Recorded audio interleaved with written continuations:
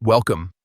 In today's quick guide, I'll show you exactly how to set Telegram to auto lock after 1 minute. This is a great way to keep your chats secure without having to manually lock the app every time you step away. Let's jump right in. First, open the Telegram app on your phone. Make sure you're on the main screen where you can see your chats. Next, tap the menu icon in the top corner.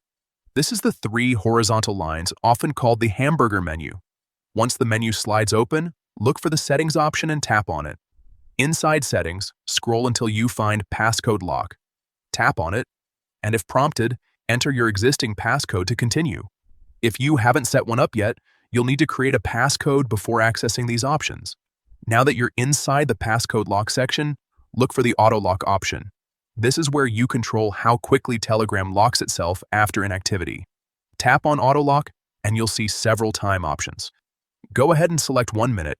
This means Telegram will automatically lock itself if you don't use it for 1 minute. Once selected, your setting is saved instantly. There's nothing else you need to do. From now on, whenever you leave Telegram idle for 1 minute, it will automatically lock and require your passcode to reopen.